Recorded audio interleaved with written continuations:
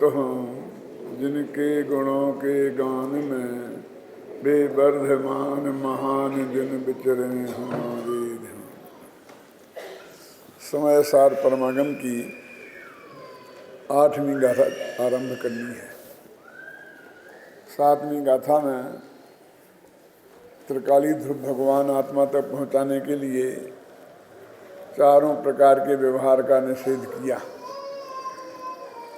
तो शिष्य के हृदय में प्रश्न खड़ा हुआ कि यदि ऐसी बात है तो जिनवाणी में व्यवहार न्यायों का कथन ही क्यों किया गया है, अकेला एक निश्चय ही बताना था। इसका हेडिंग में ये लिखा है, तर्हि परमार्थ एव एको वक्तव्या इति चेत। फिर अकेला परमार्थ ही बताते। पहले तो आपने व्यवहार बहुत विस्तार से बताया और फिर अब कह रहे हो कि व्यवहार में उलझो मत, अपने परमार्थ में जाओ, उनका निषेध करते हो बड़ी दृढ़ता से। शास्त्र में तो बड़ी निर्दयता से इस शब्द का प्रयोग किया है, दृढ़ता से नहीं, निर्दयता से। ऐसा क्यों है? तो उसका उत्तर उन्होंने 8वीं गाथा में दिया है कि जहण विशक्य मणज्जो अनज्य भासं वेणादुगाहेदुम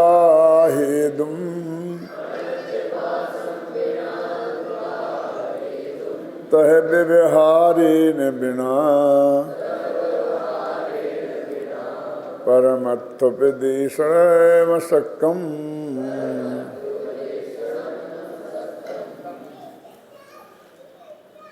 कहते हैं जिस प्रकार अनार्य व्यक्ति को अनार्य भाषा के बिना समझाया नहीं जा सकता, उसी प्रकार व्यवहार के बिना परमार्थ का उपदेश नहीं दिया जा सकता। इसलिए जिनवाणी में व्यवहार का कथन है। ये 4 अब यहाँ से गाथाएं शुरू होंगी, 8, 9, 10, 11 और 12 तक भी समझ लीजिए। ये सब न्यायों की चर्चा करने वाली गाथाएं हैं। एक तरह से तो 7वीं में भी न्यायों की ही बात आई ना, 6वीं 7वीं में भी, लेकिन वहाँ वो त्रिकाली ध्रुव भगवान आत्मा इतना मुख्य हो गया, हावी हो गया कि हम इसे न्यायों का प्रकरण नहीं कह सकते, है ना। तो वहाँ भी उपचरित सद्भूत व्यवहार न्याय का निषेध 6वीं गाथा में किया और 7वीं में अनुपचरित सद्भूत व्यवहार न्याय का निषेध किया। यानी इस प्रकार अशुद्ध सद्भूत और शुद्ध सद्भूत दोनों न्यायों का निषेध कर दिया। तो वो उसी की तो हुई ना, न्यायों की बात तो हुई। माने ये सारी समय सार की बात आरंभ करने के पहले आचार्य कुंद को लगा कि न्यायों की बात समझाए बिना समय सार समझाया नहीं जा सकता। आचार्य देवसेन का न्याय चक्र है जो बहुत प्रसिद्ध था पहले। क्या नाम? श्रुत भवन दीपक। उसका नाम क्या है? श्रुत भवन दीपक न्याय चक्र। क्या अर्थ है उसका? श्रुत माने जिनवाणी, द्वादशांग। उसका जो मकान और उसमें जो मकान में जो दीपक का काम करे, इतना बड़ा जिनागम है, उसका भवन है और उसमें मैं एक दीपक रख रहा हूँ, उसमें उजेला पड़े। श्रुत भवन दीपक नय चक्र। एक नय चक्र माल्य धवल का उपलब्ध है और उसका नाम क्या है? द्रव्य स्वभाव प्रकाशक नय चक्र। मतलब द्रव्य का स्वभाव क्या है, उसका प्रकाश करने वाला नय चक्र है। और वो नाम इसलिए ज़्यादातर मुख्यता से सार्थक है कि उसमें द्रव्यार्थिक परार्थक न्याय की मुख्यता से द्रव्य का स्वरूप, प्रमाण का स्वरूप बहुत विस्तार से बताया। और अकेले न्यायों की चर्चा नहीं है, न्यायों का तो एक चैप्टर है, उसमें तो 12 चैप्टर हैं, इसलिए वस्तु के स्वरूप का भी प्रतिपादन है। फिर भी उसका नाम उन्होंने न्याय चक्र रखा। यानी उनके दिमाग में भी वो न्यायों वाला अध्याय इतना हावी था कि उसका नाम उन्होंने न्याय चक्र रखा। पूज्य गुरुदेव श्री ने जो भी नयों की चर्चा की वो त्रिकाली ध्रुव भगवान आत्मा को जगत के सामने प्रस्तुत करने के लिए की।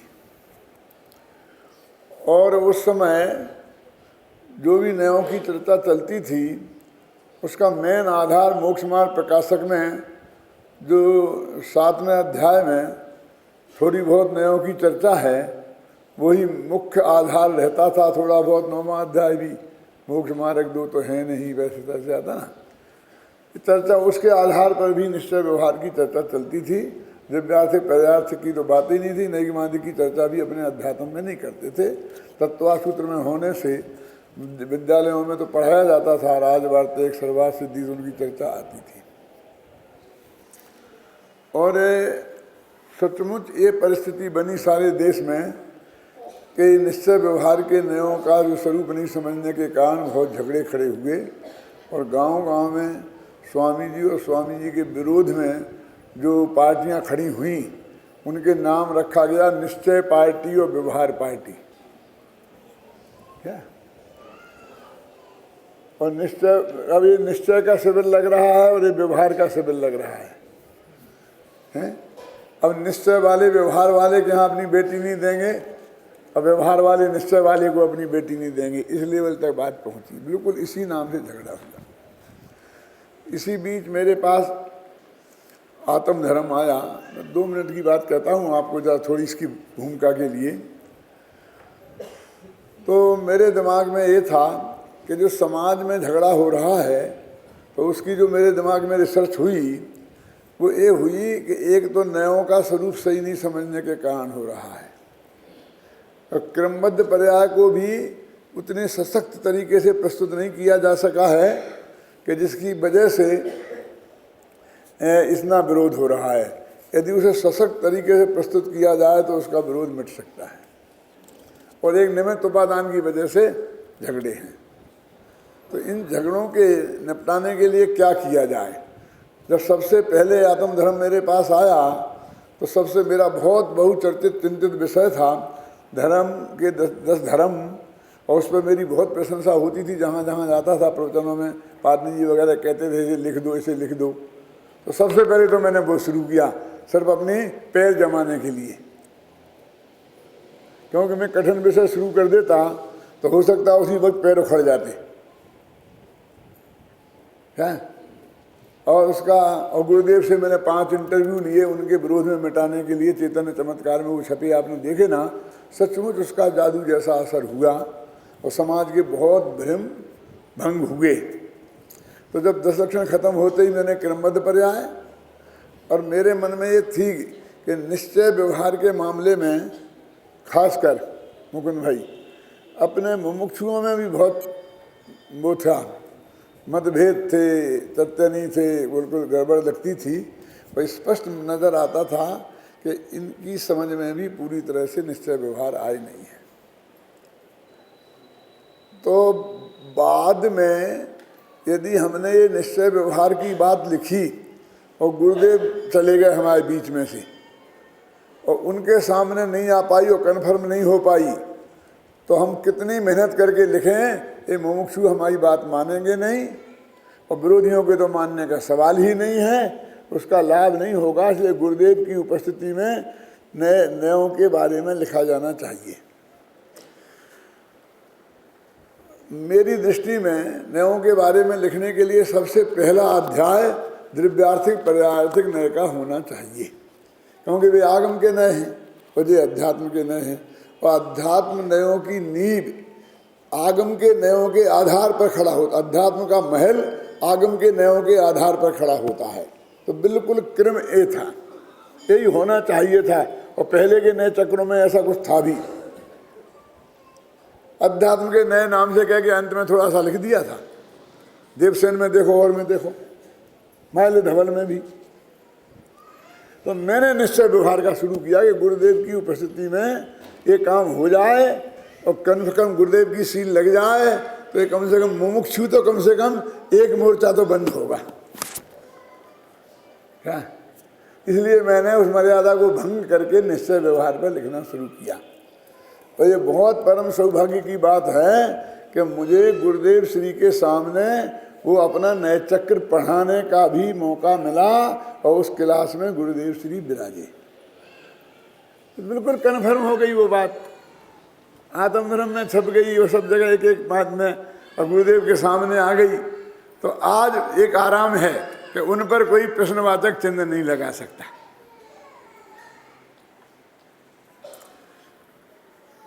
और मैंने उसका नाम रखा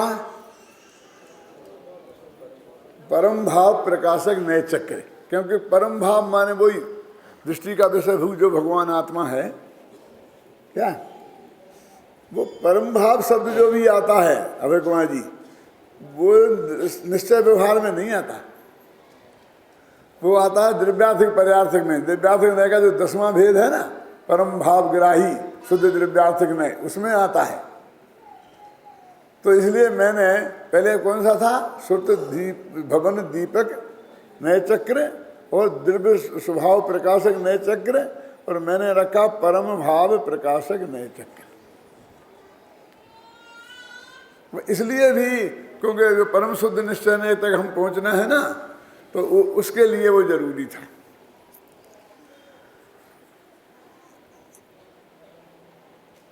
गुरुदेव के सामने भी ये रखा गया। अब एक जो बहुत बड़ी तकलीफ खड़ी हुई, गुरुदेव श्री ने जब 19वीं बार समय सार पर प्रवचन किया, मेरी बात सुनना, बहुत दिमाग में गया, इसके लिए मैंने इतनी कहानी सुनाई पुरानी, इसलिए भी सुनाई कि ये कैद हो जाए तो भविष्य में आपको इसकी ऐतिहासिक जानकारी भी रहे कि उन्होंने जो 21वीं बार प्रवचन किए, 19वीं बार, और वो छपे प्रवचन रत्नाकर के रूप में। तो जब वे 11वीं गाथा का अर्थ कर रहे थे, और जिसमें ये लिखा है कि अभूतार्थ है व्यवहार न व्यवहारो भूयत्थो भूयत्थो द्वेषणो शुद्ध न हो, तो जब उन्होंने वहाँ व्यवहार में की व्याख्या की, तो व्याख्या को पंचाध्यायी के आधार पर कर दिया, क्योंकि उस वक्त उनके स्वाध्याय में पंचाध्यायी चल रही होगी। अरे कुमार जी, आपको भी ये बात जानना बहुत जरूरी है। उससे क्या हुआ कि वो पंचाध्यायी माए नए वो अध्यात्म में बहुत प्रचलित हो गए। कौन कौन से? वो बुद्धिपूर्वक राग हो, बुद्धिपूर्वक राग हो, वो सब अपन ने पूरा एक चैप्टर लिखा, उसके लिए अलग से लिखा है पंचाध्यायी के नए। लेकिन वो आचार्य कुंद कुंद को मान्य नए नहीं है, घबराना नहीं है, नहीं बताना। आचार्य कुंद कुंद के मान्य जो नए हैं वो देवसेन के नए चक्र में हैं, वो माइल धवल के नए चक्र में हैं। और देवसेन ने तो स्पष्ट शब्दों में लिखा कि आचार्य कुंद कुंद की वाणी से ग्रहण करके मैं नए चक्र लिख रहा हूँ, ऐसा स्पष्ट शब्द में है उनके बिल्कुल संस्कृत में कि मैं कुंद कुंद आदि आचार्यों की वाणी के आधार पर ही नए चक्र लिख रहा हूँ। अब वो डिटेल क्या है वो मैं नहीं बताऊंगा, नहीं तो मेरी बात रह जाएगी। लेकिन ये आप समझ लीजिए कि उससे क्या नुकसान हुआ कि लोगों की जबान में तो वो रटे थे, और जब अपने निश्चय व्यवहार आए तो वो उनको अस्वीकृत हुए। बहुत लोगों को तो समझते नहीं हैं। लेकिन मैं एक उदाहरण देना चाहता हूँ कि मैं हिम्मतनगर में प्रवचन कर रहा था, और जब 4 प्रकार के व्यवहार में मैंने ये समझाए जो आपको समझाए थे 2-3 दिन पहले, तो 20 सभा में रमण मामा बोले कह नहीं ये गलत है। रमण मामा का मतलब समझ गए ना, वो बाबू भाई का मामा। तो वो शिक्षा विभाग में इंस्पेक्टर थे, रिटायर्ड होने के बाद में उन्हें सबने काम सौंपा प्रवचन रत्नाकर का गुरुदेव की वाणी से लिख करके। तो उन बेचारों ने वो ही पढ़े थे, तो वे उनके दिमाग में ताज़ा थे, और ये बिल्कुल उनको अटपटे लगे। तो उन्होंने एकदम भरी सभा में कहा, और फिर मैंने वो सब समाधान भी किया, वो सब बात हो गई कि क्या फ़र्क है। तो मैं ये कहना, अभी भी आपको वो तकलीफ खड़ी हो सकती है कि वो जो पंचाध्यायी के नए हैं उनके बारे में ज़्यादा कमेंट्स में नहीं करना चाहता हूँ, लेकिन पूरे आगम के नए एक तरफ और पंचाध्यायी के एक तरफ, बस। माने वो अकेले पंचाध्यायी में है, न बाद में लोगों ने अनुकरण किया उनका और ना पहले। समझ में ना आपकी? तो ये जो अपना नए चक्र है, इसमें अपन ने बराबर पूरा आचार्य कुंद कुंद की परंपरा वाला नए चक्र लिखा है। और फिर बाद में किसी को भ्रम ना रह जाए तो एक पूरा चैप्टर पंचाध्यायी के नए के नाम से अलग लिखा और उनका कंपैरेटिव स्टडी की। ये इतिहास बताने का उद्देश्य ये है कि ये जो नए चक्र अपने का, नए चक्रों का जो इतिहास है, जब नए चक्र सामने आया तो निश्चित रूप से ये सारे झगड़े देश में खत्म हो गए। क्रमबद्ध पर्याय, निश्चय व्यवहार और ये सब ये निमित्त उपादान संबंधी। अब जो झगड़ा है वो व्यक्तिगत झगड़े हैं, अंदर और बाहर दोनों, सब बिल्कुल सैद्धांतिक झगड़े नहीं हैं। एक लेख पिछले 20 साल में क्रमबद्ध पर्याय के विरुद्ध आया हो किसी अखबार में तो बताओ, और उसके पहले देखो फरार पड़ा रहता था। एक लेख निश्चय व्यवहार के विरुद्ध आया हो तो बताओ, एक लेख निमित्त उपादान की चर्चा पे आया, कुछ नहीं। अब तो बे बातें रह गई हैं कि भी अस्पताल में गए, फलाना हुआ, जे हुआ, बे हुआ, जे ये नहीं मानते, न नहीं पूजना बनाई। मैंने मतलब जो झगड़े के मुद्दे हैं उनमें कुछ दम नहीं रह गया है। क्या वो प्योर व्यक्तिगत हैं, बहुत प्रभावगत हैं, और अंदर बाहर दोनों जगह अब सैद्धांतिक झगड़े रहे ही नहीं। नए चक्र पर आज तक किसी मुमुक्षु ने प्रश्नवाचक नहीं लगाया,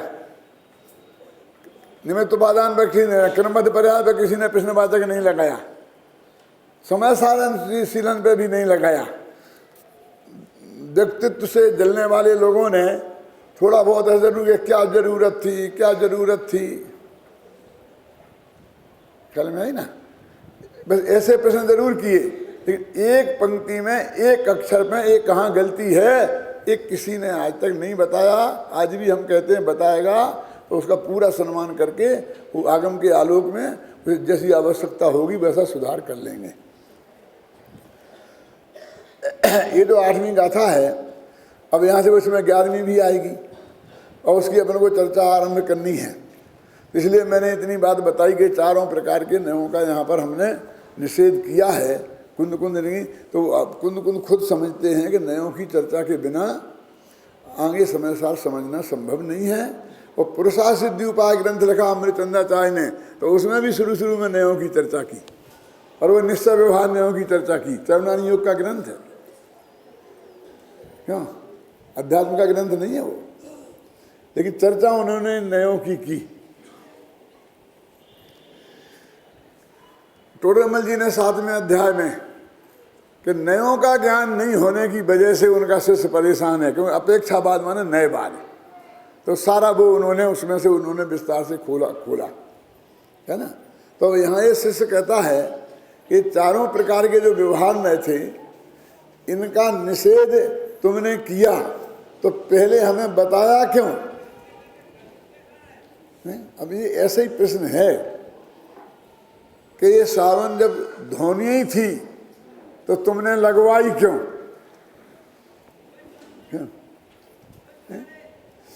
आत्मा में ज्ञान दर्शन चारित्र हैं कि नहीं हैं, ये हम माँ के पेट से सीख के नहीं आए थे। तुम्ही ने हमें तोते जैसा रटाया है कि आत्मा अनंत गुणों का अखंड पिंड है, पिंड क्या है, बस एक ही है, उसमें भेद ही रटाया कि नहीं रखा है? गुण परे द्रिव्यम आचार्यों ने हमें बताया है, और हम वो ही जब पढ़ करके तुमसे सीख करके और कहने लग गए तो तुम ही कहने लगे कि इसमें दम नहीं है। ये पहले हमें पढ़ाया क्यों? ये शिष्य का प्रश्न है यहाँ कि तुम्हारा जो एक त्रिकाली जो भगवान आत्मा है ना, जिसमें गुण भेद से भी पार है, तो वो ही बताते। तब आचार्य कहते हैं कि गुण भेद बताए बिना गुण भेद से पार कैसे बताते? यानी पता लगता कैसे पार है, समझ। निश्चय व्यवहार पूर्वक निश्चय का अर्थ ये है, पहले व्यवहार से समझो और तब तो उसका निषेध करें। गुरुदेव की भाषा में कहूँ कि व्यवहार को बेचारे को खड़ा तो होने दो अखाड़े में, फिर धुनाई शुरू करना। तुम तो खड़े ही नहीं होने देते हो, मैंने उसकी स्थापना तो करो। न्याय शास्त्र पढ़े जिन आप विद्यार्थियों ने, उन्हें देखो पूर्व मत के में 20-20 पेज 25-25 पेज पूर्व मत के खंडन में लिखे ना। आज परीक्षा में ईश्वर मीमांसा शुरू के 20 पेज ईश्वर है इसमें ही सिद्ध करने में आचार्य ने लगा दिया। क्या तन्मय कमल मार्तंड में तो और भी ज्यादा जगह घेरी है, और वे सिद्ध कर रहे हैं कि आपको ही लगने लग जाए कि सचमुच ईश्वर है, और अंत में इतना लगे तदप्य सत, ये भी झूठ है। और फिर पूरी रामायण शुरू करी तो हर तर्क का जवाब देके उसका खंडन किया। तो पूर्व मत की स्थापना किए बिना उसका निषेध कैसे हो? तो व्यवहार की स्थापना किए बिना व्यवहार का निषेध क्या है? तो एक मैं बहुत अच्छा वाक्य बोलता हूँ, ये जो अपना शरीर है ना, ये अपना नहीं है। फिर सुनना, ये जो अपना शरीर है ना, वो अपना नहीं है। ये पहले कह रहे कि अपना शरीर है और फिर कह रहे अपना नहीं है। तो हम कहें शरीर अपना नहीं है, तो प्रश्न खड़ा हुआ ना, किसका शरीर? गधे का शरीर तुम्हारा नहीं है कि तुम्हारा शरीर तुम्हारा नहीं है? क्यों? शरीर तो इतने हैं ना, जितने जीव हैं उतने शरीर है संसार में। तो तुम शरीर से भेद विज्ञान करा रहे हो, तो कौन से शरीर से भेद विज्ञान करा रहे हो? बोले समझ में है ना, स्त्री के शरीर से कि पुत्र के शरीर से? तो पहले इस व्यवहार की स्थापना करनी पड़ेगी कि ये शरीर तुम्हारे नहीं है और ये शरीर तुम्हारा है। इसका नाम है व्यवहार। कौन सा व्यवहार? उसका नाम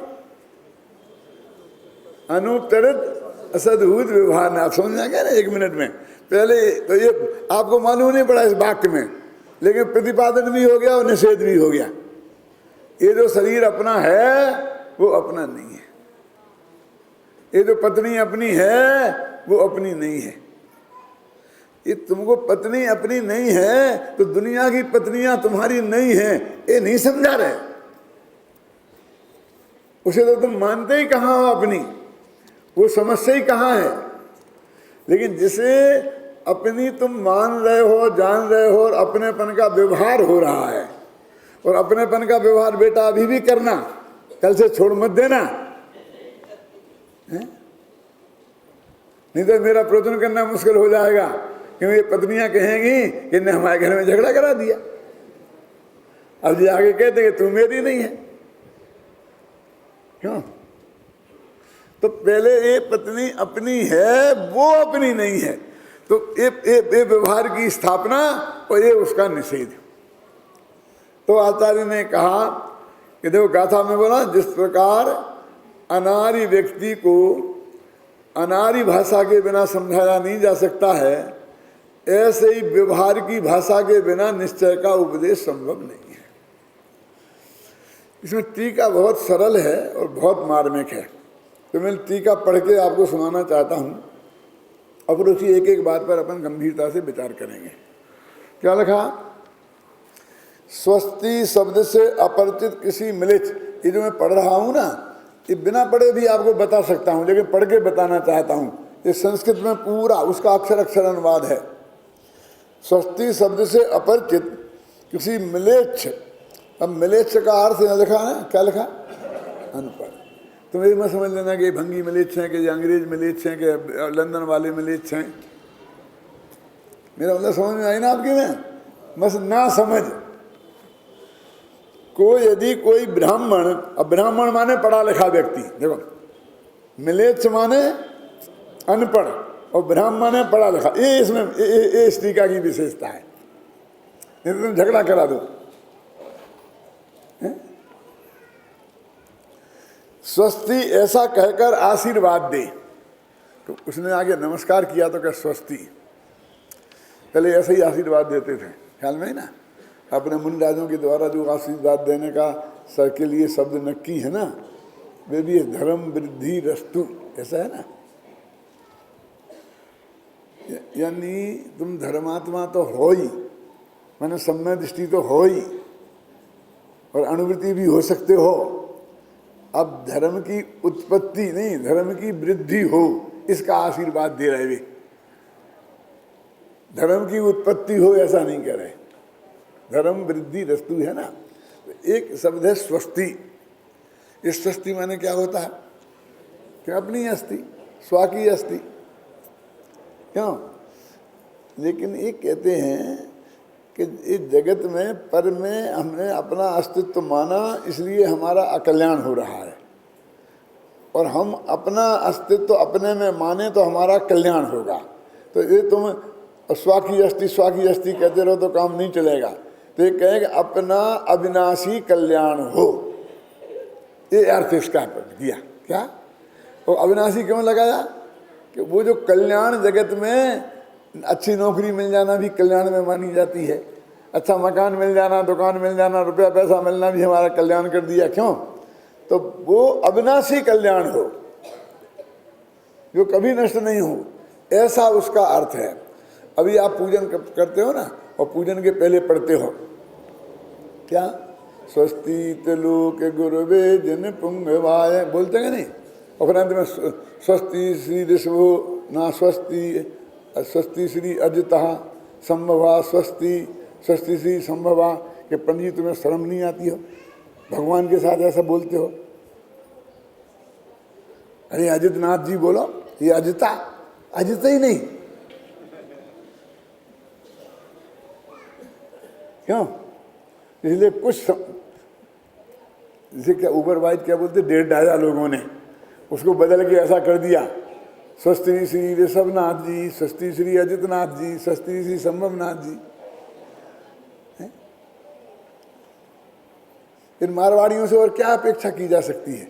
इनके यहाँ तो हर चीज में जी लगाना, जैसे गुजरातियों में भाई लगाना है ना, हर एक में भाई, भैंसा जी के पांड्या जी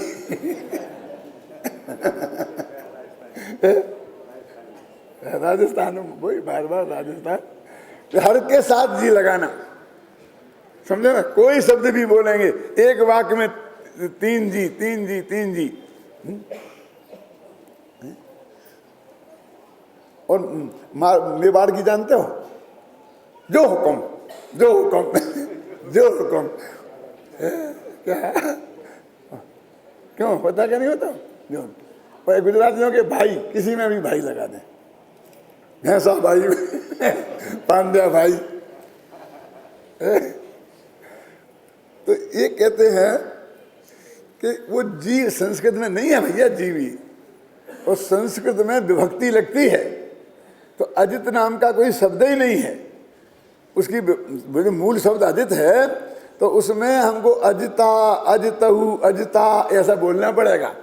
अजितम, वो जो तो 24 है ना, अजिता अजितहु अजिता अजितम, तो उसमें 24 में अजित है कहीं, हे अजित आ जाएगा बस अकेला, वहाँ विसर्गें हटेंगी, और बाकी जगह तो विसर्गें लगेंगी। तो वो समझते कि पंडित जी ने मालूम कैसे बोल रहे, अभी क्या करें? अब कोई वो ब्राह्मण स्वस्ति बोले, ऋषभो न स्वस्ति श्री अजिता संभवा, स्वस्ति श्री अभिनंदना।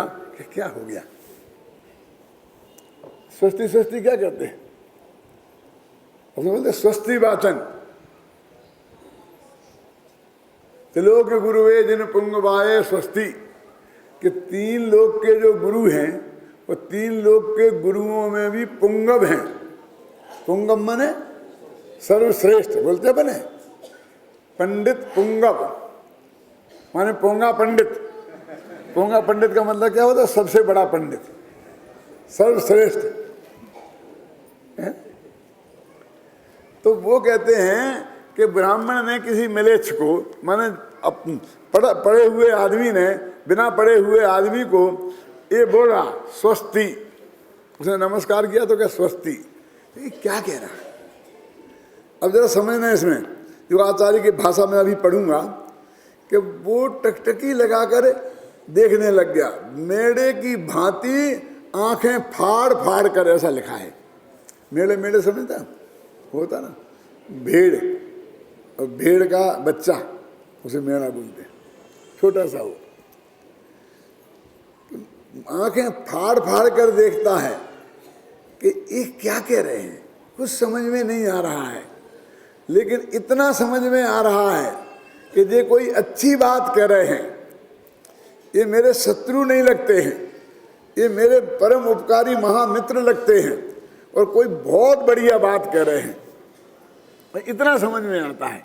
उस शब्द का अर्थ समझ में नहीं आता है लेकिन इतना उसकी समझ में आया कि किसी आचार्य के द्वारा, ब्राह्मण के द्वारा स्वस्ति ऐसा शब्द कहे जाने पर जैसे कोई मिलेच्छ आंखें मेढ़े की भांति आंखें फाड़ फाड़ कर देख रहा है कि क्या कह रहे, स्वस्ति का अर्थ समझ में नहीं आ रहा। तो इसमें लिखा कि अब वो तो संस्कृत का विद्वान था और समझ लीजिए मारवाड़ी गुजराती था, कोई था जो भी होगा। अब वो आचार्य गुजराती मारवाड़ी भाषा जानते नहीं थे, क्यों? तो देखें स्वस्ति स्वस्ति, अब क्या करें, क्यों? तो कोई दूसरा दुभाषिया आया और उसने कहा कि महाराज ये कह रहे हैं कि तेरा अविनाशी कल्याण हो, तेरा कल्याण हो, तू सुखी हो जा और ऐसा सुखी हो जा कि अनंत काल में फिर कभी दुखी हो ही नहीं। क्यों? कोई दूसरा हो और चाहे भाग्य से बेई आचार्य, वो गुजराती भी जानते हो, मारवाड़ी भी जानते हो, तो बेई समझा दें।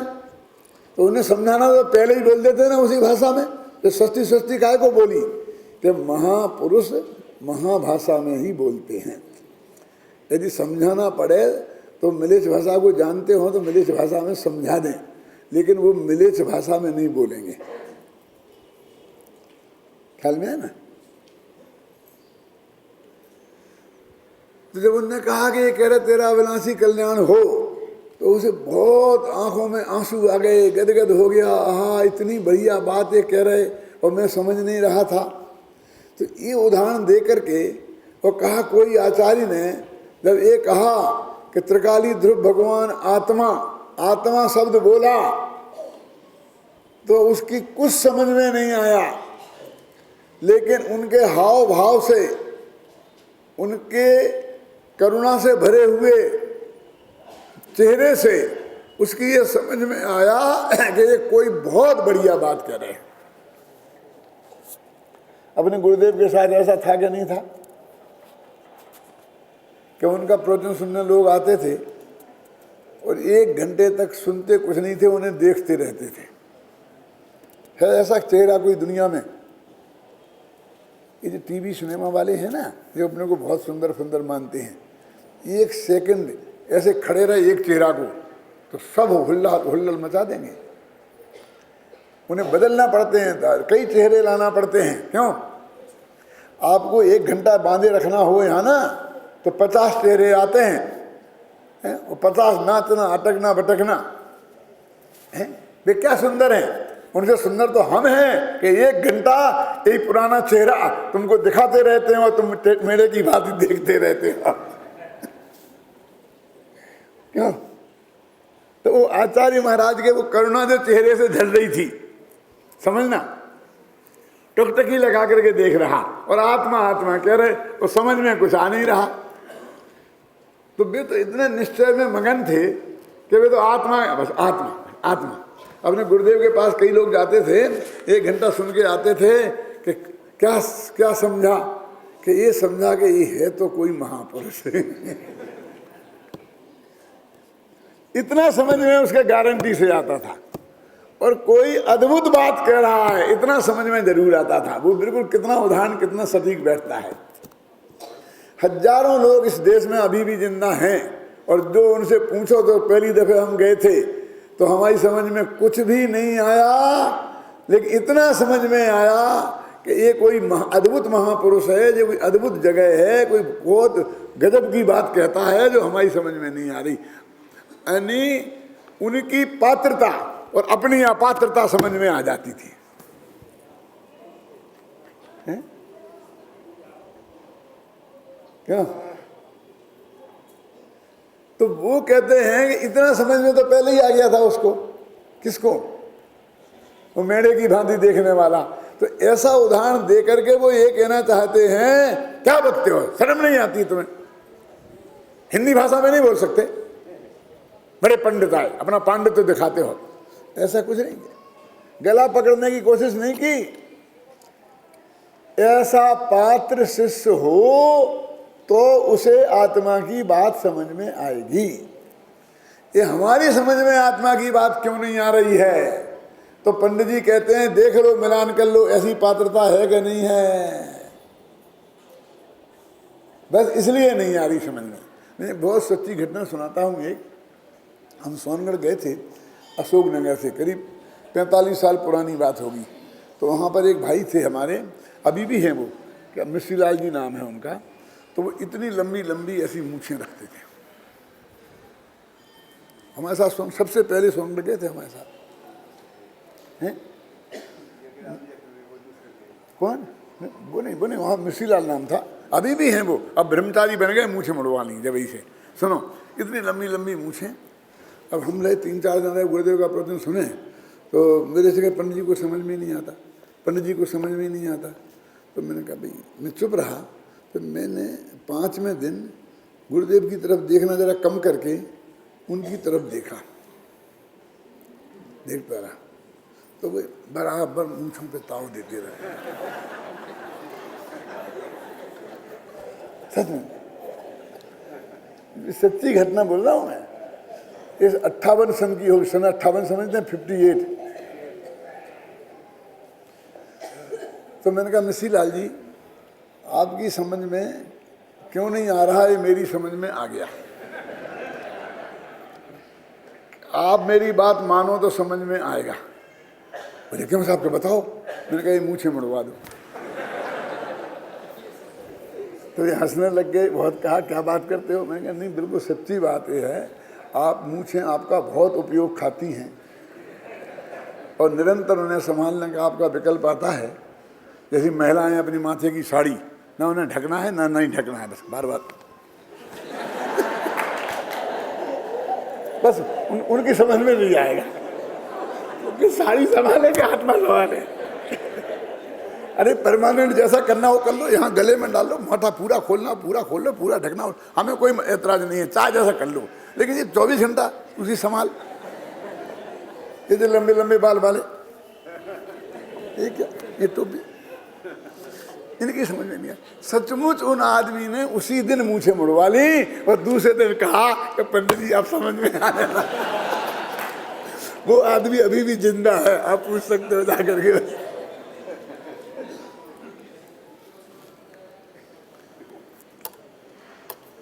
अब आप भी आपकी समझ में नहीं आए तो देखना कि क्या कारण है, आपको अपने में मिलेगा। मेरे कहने का मतलब ये है कि वो की पात्रता कैसी होनी चाहिए, वो सर्वाधिक महत्व उस वाणी का होना चाहिए, उस गुरु का होना चाहिए, क्योंकि समझने में ये बहुत बड़ा कारण है। समझने के लिए कैसा पात्र चाहिए, इसका वर्णन इस गाथा में आ गया है। क्यों? अब देखना, इसमें 5 लब्धियां आ गई। कैसी लब्धियां आ गई? कि जब वो बात आई और उसकी समझ में नहीं आई तो उसने गुस्से में ये नहीं कहा कि सबकी समझ में आए, ऐसी बात क्यों नहीं बोलते हो, ये इतनी ऊंची ऊंची भाषा बोलते हैं, आत्मा फात्मा लेके बैठ गए, सबकी समझ में आए ऐसी बात क्यों नहीं कहते हो? क्यों?